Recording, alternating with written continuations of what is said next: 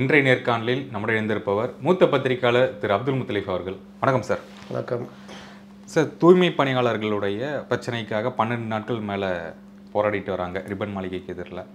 இதற்கு மீடியா சைட்லேயும் பெரிய எக்ஸ்போஷர் கிடையாது, அரசுகிட்டேருந்தும் எந்த பதிலும் வரல. இன்றைக்கி ஒரு பதில் கொடுத்தாங்க, நம்ம பின்னாடி பேசுவோம். விஜய் அவர்கள் ஆஃபீஸ் கூப்பிட்டு பேசியிருக்காரு. ஏன் அப்படின்னு கேட்கும்போது வந்தால் டிராஃபிக் ஆயிரும் அப்படின்னு சொல்கிறாங்க. இந்த மொத்த பிரச்சனை உங்களுடைய வியூ என்ன சார்?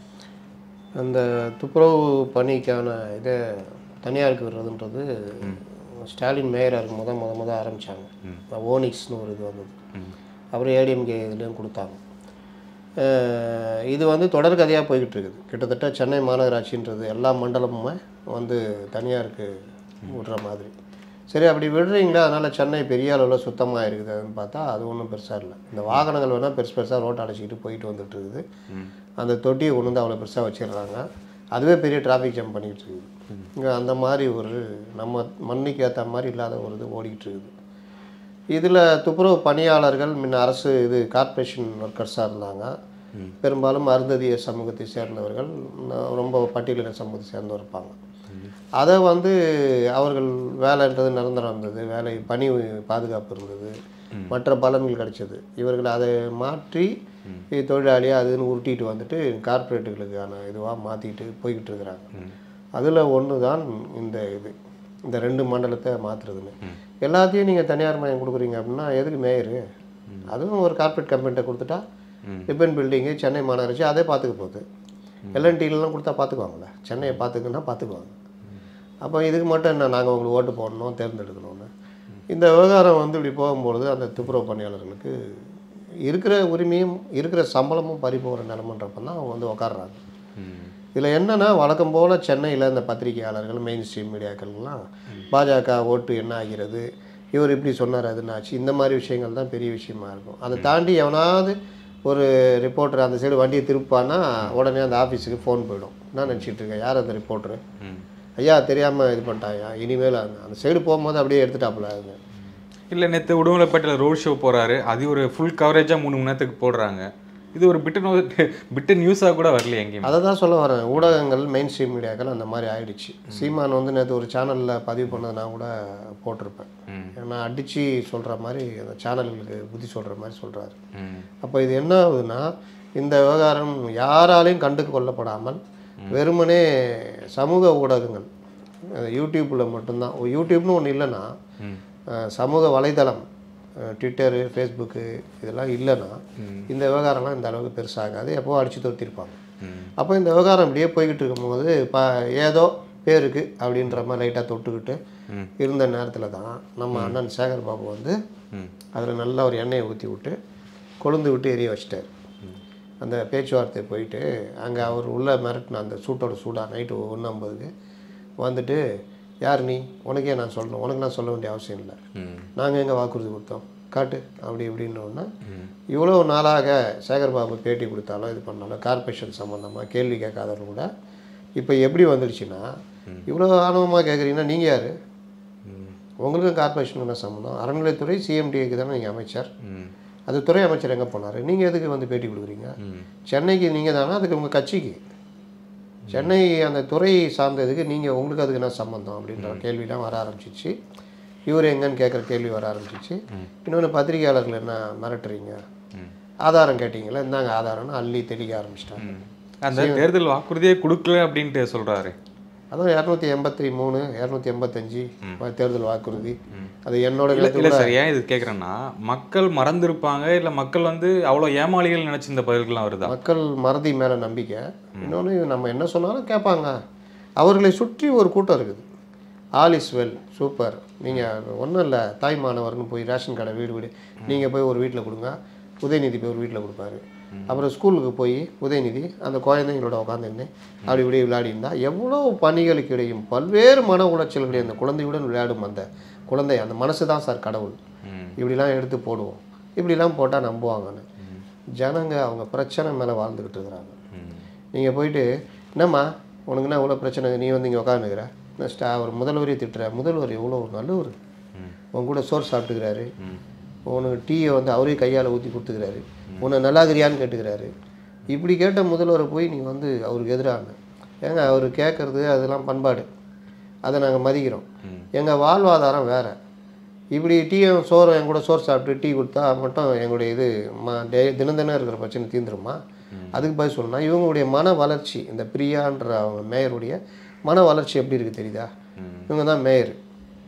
எப்படி என்னங்க எங்கள் வயிற்றில் அடிக்கிறீங்க அந்த மாதிரி விஷயம் இல்லை. அன்றைக்கி அந்த சேகர்பாபு கூட அவரும் தான் கூட இருந்தாங்க. அவங்களுடைய பதில் எதுவுமே வரலையே. அவங்க எப்படி பேசுகிறாங்க அப்படின்னு அவங்க எப்படி வரும்? நீங்கள் மேயர்னா வணக்கத்திற்குரிய மேயர்னு இருந்த காலம் உண்டு.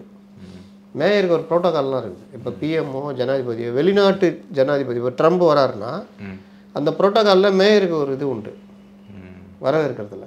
அவ்வளோ பெரிய பதவி அது. எங்களுக்கு தந்தைக்கெல்லாம் தந்தை இவர் அப்படின்னு ஸ்டாலினை கலைஞர் சொன்னார்ல, அப்படிப்பட்ட பதவி. இன்றைக்கி அவர்களோடு போய் கலந்துரையாடி இருக்குன்னா, கலந்துரையாடுதுன்னா அந்தாக்சரி இதுவாக நடத்துறீங்க. கலந்துரையாடுறது பேச்சுவார்த்தைன்ற வார்த்தை கூட அவங்க பயன்படுத்துகிறது. போகணும் வந்தால் போகணும், கூட்டம் நடத்துகிறாங்க, கவுன்சிலர் வர்றதே இல்லை. 80 பேர் 70 பேர் வர்றாங்க. இந்த அம்மா ஒவ்வொரு தடையும் சொல்லுது வரலன்னா அவ்வளோதான்னு. யாராவது மதிக்கிறாங்களா? அவ்வளோதான் மேயருடைய தன்மை. அப்போ இந்த மாதிரி இருக்கும்போது அமைச்சர் பவர் இல்லை, பவர் மட்டும் இல்லை, அந்த மரியாதையும் இல்லையே, அந்த தன்மையும் இல்லை. மேயருக்குரிய ஒரு தன்மை இருக்குல்ல, மேயர் தான் ஸ்டஃப்பாக பார்த்து இது பண்ணணும். ஆனால் இங்கே மேயர் நிற்க வச்சுட்டு அவர் பேசினுக்கிறாரு. சரி, அவர் தான் உள்ளாட்சித்துறை அமைச்சர் பேசுனா ஓகே, மேயரோட அந்த எல்லா மாநகராட்சிக்கும் அவர் தான் அமைச்சர்ன்றதுனால நீங்கள் யாருன்ற. அப்போ தான் இந்த வசனம்லாம் வருது, குமார் யார் இவர் அப்படின்றதுலாம். அப்போ இவரே வந்து இந்த பிரச்சனையை பெருசாக்கி விட்டார். அது இன்னும் கொஞ்சம் பூதாகரமாக ஆயிடுச்சு. இது பூதாகரமானவுடனே எல்லாரும் அதை நோக்கி நகர ஆரம்பிச்சிட்டாங்க. இன்னொரு விஷயம், அங்கே போராடுறதுல பெரிய அமைப்பு சிஐடி ஒன்று. ஆனால் அதனுடைய கட்சியுடைய பொதுச் செயலாளர் சண்முகம் 8-10 நாள் பொறுத்து போய் பார்க்குறாரு. இதுதான் இன்றைக்கி தோழமை கட்சிகள் இவர்கள் ஏன் தரமிலேருந்து மதிப்பிலேருந்து ஒன்றும் இல்லாமல் போகிறாங்கன்னா அதுக்கெல்லாம் இதுதான் காரணம். திருமாவளவன் சும்மா சடங்கு பூர்வமாக போகலான்னு சொல்லக்கூடாதுல்ல, அதனால் போயிட்டு வந்தாச்சு. இவர் காங்கிரஸ் தலைவர் செல்வ பெருந்தகை நீங்கள் போகலான்னு சொல்லக்கூடாதுல்ல, அதனால் போயிட்டு வந்தாச்சு. பார்ப்பனர்களை கட்சிக்குள்ளே கொண்டு வந்து பண்ணார், பார்ப்பன பெண்ணை கொண்டு வந்தாருன்னு கோவப்படுற திருமாவளவன் பட்டியலின சமூகத்தை சேர்ந்த பெரும்பாலும் இருக்கக்கூடிய துப்புரவு பணியாளர்களை 10-15 நாளாக வெயிலையும் மழையிலையும் வாட விடுற இந்த அரசுக்கு எதிராக கோபம் வரவே மாட்டேங்குது பாருங்க. அவருக்கு திருமாவளவனும் கோபம் வரவே இல்லை, செல்வ பெருந்தகை கோபம். மக்கள் நம்புறாங்களே திருமாவளவன் வருவார் எங்களை காப்பாற்றுற அப்படின்லாம் நம்பிட்டு இருக்காங்க. அது ஒரு சில பேர் அங்கே இருக்கிறவங்க யாராவது சொல்லிட்டு இருப்பாங்க. இவர்கள் மேலே அந்த மரியாதைன்றது போய்கிட்டு இருக்குது. அந்த இளைஞர்கள் பட்டியலின இளைஞர்கள் கூட விஜய் பக்கம் போகிறதும் அவருக்கு ஒரு பெரிய எரிச்சலாக இருக்குது. அப்போ இந்த மாதிரி விஷயங்களை தக்க வைப்பதற்கான ஏற்பாடுகள் இல்லை அப்படின்றது தான். எனக்கு என்னென்னு எதையாவது பேசுறது. ஜெயலலிதா யார், அவங்க ஒர்க்குன்னா, எம்ஜிஆர் யார், அவர் ஒர்க்குன்னு தெரியாமல் அசைன்மெண்ட்டுக்கு ஏற்ற மாதிரி இதை பேசிட்டா இதுக்குள்ளே எல்லாம் ஓடிடுவாங்க. எப்படின்னா இதை நோக்கி கவனம் திரும்பிடும், டிபேட்டையும் அதை நோக்கி நைட்டு வச்சுக்கலாம், இதை மறந்துடுவாங்கன்னு. மறக்க முடியுமா? கலைஞர் எழுதின படம் தான், கதை வசனம் தான். அந்த மாதிரி மறக்க முடியுமான்னு இதை யாரும் மறக்கவே இல்லை. அதுக்கு போட்டு செம்மட்டியாடி அடிச்சிட்டாங்க எல்லாருமே. எல்லா பக்கம் தான் எதிர்ப்பு. அதான் அதிமுக 10 பிரிஞ்சிருக்குன்னா 10 பேரும் எதிர்ப்பு. இது இல்லாமல் பொதுவானவர் இப்போ எங்களை மாதிரி ஆட்கள்லாம் பார்க்கும்போது தெரியும் எங்களுக்கு. நீங்கள் உங்களை எப்படி நடத்துனாங்க, உங்களை திமுக எப்படி நடத்துனாங்க, பொது தொகுதி கொடுத்தாங்களா, ஆராசாவை அரியலூர் இதில் பெரம்பலூரில் ஆராசா நிற்கும் போது தனி தொகுதி தகத்தகாய சூரியன் ஆராசா இல்லை. அவர் சொன்னதுலேயுமே வந்து எந்த வேல்யூவான பாயிண்ட்டுமே இல்லை. எம்ஜிஆர் அவர்கள் மேலே ஊழல் வழக்கு இருக்குது, ஜெயலலிதா அவர்கள் மேலே ஊழல் வழக்கு இருக்குது, நானுமே கருணாநிதி அவர்களை எதிர்த்து தான் சில கருத்துக்கள்லாம் பேசியிருக்கேன் அப்படின்னு சொல்கிறாரு. எதுக்காக இந்த ஒரு ஸ்பீச்? எம்ஜிஆர் மேலே என்ன ஊழல் வழக்கு இருக்குது? அப்படி எதுவும் பேசுன மாதிரி எனக்கு தெரியல. அவர் சொன்னார் எம்ஜிஆர் மேலே என்ன ஊழல், ஆனால் அது முடிஞ்சதுக்கு அப்புறம் தான் ஒரு 5 கோடி ரூபாய் ஊழல் பண்ணிட்டாரு அப்படின்னு வந்துச்சு. எம்ஜிஆர் மேலே எந்த ஊழல் வழக்கம் இல்லை, இறந்ததுக்கு அப்புறம் அது வந்துச்சு அப்படின்னு அவர் சொல்லியிருந்தார். கிடையாது. ஜெயலலிதா மேலே இருந்தது, தண்டிக்கப்பட்டாங்க, அப்புறம் அக்யூட்டில் வாங்கி வந்தாங்க, அதெல்லாம் இது யார் மேலே இல்லை, எல்லார் மேலேயும் தான் இருக்குது. நீங்கள் கூட்டணி வச்சுருவங்க மேலே சமீபத்தில் கூட பிரச்சனை வருது. இன்னைக்கு கூட பன்னீர்செல்வத்தை எம்ஆர்கே பன்னீர்செல்வம் என் மனைவி விவசாயம் செஞ்சு 2 கோடி ரூபா சம்பாதிச்சிருக்காங்க. இந்த வருமானம் ஈட்டினதுக்குன்னா உச்சநீதிமன்றத்தில் ஓ காட், விவசாயம் பண்ணி அது இந்த காலத்தில் 2 கோடி ரூபா சம்பாதிக்க முடியுமா, ஆச்சரியமாக இருக்கே அப்படின்லாம் கேட்குற லெவல்லாம் நீங்கள் போகுது. இவர் என்ன பண்ணுவார்? அதுக்கெல்லாம் செந்தில் பாலாஜியை தியாகின்னு வச்சு சுற்றிட்டு இருக்கிறாங்க. இவர் அப்போ எங்கே இருந்தார், எந்த உலகத்தில் இருந்தார்? வேறு ஒரு 10 வருஷம் கழித்து பேசுவார் இவர்கள் மேலே இருக்காதுன்னு. அதனால் குழப்பத்தின் மறுபெயராக திரும்ப மாறிட்டார். கண்டபடி பேசுறது. இதை விட தலைமை பண்புன்றதை தாண்டி திமுக கொடுக்குற அசைன்மெண்ட்டுக்கு இயங்குற தலைவராக போயிட்டார். அதனால் அதோடைய விளைவு என்னென்னா 2 நாள் அடி வாங்கணுன்னு அப்படியே பல்ட்டி. நான் வந்து அவங்க இவ்வளோ பெரிய அவங்களுக்கு பேசுறதுன்னு தகுதி இருக்கா? விமர்சனம் உண்டு, அதெல்லாம் உண்டு. ஆனால் தகுதி இருக்குதா அப்படின்னா எனக்கு அந்த தகுதியெலாம் இல்லை. அவங்களே தன்னை பாப்பாத்தின்னு சொல்லிக்கிட்டாங்க அப்படின்னு சொல்லிட்டு அடுத்து சொல்கிறாரு. அவங்கள திரும்ப திரும்ப அதை சொல்லி விமர்சனம் பண்ணதுனால ஆமாம் நான் பாப்பாத்தின்னு சொன்னாங்க. அதெல்லாம் நீ முதல்ல சொல்லணும். அதை செஞ்சது யார் அதையும் சேர்த்து சொல்லணும்ல. அவங்க இப்போ டிஃபேம் சொல்லுவாங்க. அவங்க வந்து ஆட்சி பண்ணுறாங்க. எம்ஜிஆருக்கு வந்து கோமாளி மலையாளி அதுன்னாங்க. கூட இருக்கிற வரைக்கும் திமுகக்காரு. ஆனால் இவங்க பேசுறது திராவிட முன்னேற்ற கழகம். திராவிடம்னா எல்லா மாநிலங்களும் அடங்கியது. ஆனால் எம்ஜிஆரை வந்து கட்சி விட்டு வெளியே போகணுன்னா மலையாளி. அவங்களுக்கு 2 சண்டை. நீ தமிழரா, நீ வந்து தெலுங்கு, நீ மூதாதையர் என்ன எம்ஜிஆர், இந்த சண்டை. ஏன்னா அப்போ எதுக்கு திராவிடன்னு ஒன்று வச்சுட்டு சுற்றுறீங்கன்னு யாரும் அப்போ கேட்கல. இப்போ இருந்தால் சீமான் கேட்டிருப்பார். அப்போ தெரியுதா இவர்களுடைய போலித்தனங்கள் எல்லாம். திராவிட முன்னேற்ற கழகம், திராவிடன்றது, திராவிட மாடல் அரசு, திராவிடன்றது. ஆனால் எம்ஜிஆர் மலையாளின்றது. இது ஒரு பக்கம்னா ஜெயலலிதா வந்த பிறகு அவங்கள பெண்ணுன்ற ரீதியில் அவங்கள இது பண்ணது. சமூக ரீதியாகவும் அவங்கள போட்டு இந்த சமூகம் நம்ம அந்த சமூகம் தானே. இப்போ நான் யாருக்கு இருக்கிறேன், நீங்களாம் எந்த சமூகத்தில் இருந்தீங்க? அதாவது அந்த உயர் வகுப்பு சேர்ந்தவங்க பாப்பாத்தி பார்ப்பனர் சமூகத்துலேருந்து வந்தாலும் ஜாதிய கட்டுமானத்தை பிடிச்சி தொங்கிட்டு இருக்கிறாங்களா? உங்கள் இதில் இல்லையா அப்படின்னா திருப்பி கேட்டாங்க. இன்றைக்கி ஏன் இவர் கட்சி ஆரம்பித்து திமுகவில் இடைநிலை ஜாதிகள் அந்த ஜாதியுடைய இது கட்டுமானம் இல்லையா? இன்றைக்கும் இருக்குல்ல. வேட்பாளர் நிறுத்தத்துலேருந்து பல விஷயங்கள் இருக்குல்ல. அமைச்சர்கள் போய் ஜாதி சங்க கூட்டத்தில் கலந்துக்கிறாங்கல்ல. கலைஞர் ஆட்சிக்கும் இந்த ஆட்சிக்கும் வித்தியாசம் இருக்குல்ல. திராவிட மாடல் அரசுன்றாங்க, சமூக நீதி அரசுன்றாங்க. ஒரு ஆணவ கொலை நடந்தால் முதல்வர் கூட ஒரு அறிக்கை கூட விட மாட்டேங்கிறாரு. ஓட்டு போயிடும் பயம். அப்போ அந்த ஜாதியோட சமரச போக்கு இருக்குல்ல. இதெல்லாம் வச்சுக்கிட்டு இதெல்லாம் நீ வந்து திரும்ப பேச மாட்டார். ஆணவ கொலை யாருக்கு எதிராக நடந்தது? ஒரு பட்டியலின இளைஞருக்கு எதிராக. முதல்வர் பார்த்துருக்கணும்ல, அறிக்கையாவது விட்டுருக்கணும்ல. கேட்க மாட்டார். என்றைக்கோ இருந்த ஜெயலலிதா அதுவும் எவ்வளோ விஷயங்கள் பண்ணியிருக்காங்க. அதை கொண்டு இப்போ பேசுவார். ஏன் இதை பேசுனா விவாத பொருளாக மாறும், இந்த விஷயம் டைவெர்ட் ஆகலை. ராசா நீ இதை டைவெர்ட் பண்ண தான் பேசுகிறேன்னு கண்டுபிடிச்சிட்டாங்க. அடுத்து வைரமுத்துவை கூப்பிட்டு ராமரை பற்றி பேசுங்க, டைவெர்ட் ஆகுதா பார்ப்போம். அதுவும் டைவெர்ட் ஆகும். ஒரு அசைன்மெண்ட் இங்கே இன்றைக்கி வைகோவை கூப்பிட்டு முல்லை பெரியாருக்கு எம்ஜிஆர் தான் காரணம். அப்போ 74 காவிரி பிரச்சனை யார் காரணம்? வைகோ பேசுவாரா? அப்போ இந்த மாதிரி ஒவ்வொரு விஷயத்துக்கும் டெய்லி ஏதாவது பண்ணி பார்க்குறாங்க. இதை பின்னுக்கு தள்ளுறதுக்கு முடியல. இதுக்கான தீர்வு என்ன சார்? இப்போ தூய்மை பணியாளர் 12 நாள் போராடிட்டு இருக்காங்க. அரசு தரப்புலேருந்து சொன்னது என்னென்னா, நாங்கள் வந்து அவங்களுக்கு எதிராக வந்து செயல்படுற மாதிரி பிம்பம் உருவாக்கப்படுது, அது கிடையாதுன்னு மட்டும் இப்போ பதில் வந்திருக்கு. எதிராக செயல்படுற மாதிரி கிடையாது அப்படின்னு ஒரு பிம்பம் கொண்டு வருதுன்னா அந்த மக்கள் நான் முட்டாளடா. 12 நாளாக வெயிலையும் மழையிலையும் இரவு பகல் பாராமல் அங்கேயே படுத்து கிடக்குறாங்க. ஒரு கழிவறைக்கு போகிறது, ஒரு இயற்கை உபாதை கூட அவ்வளோ பிரச்சனை. ஏன் அவங்க அப்போ அங்கே இருக்கிறாங்க? எதிர்கட்சிகள் சொன்னால் கேட்டு இருப்பாங்களா? என்ன கதை?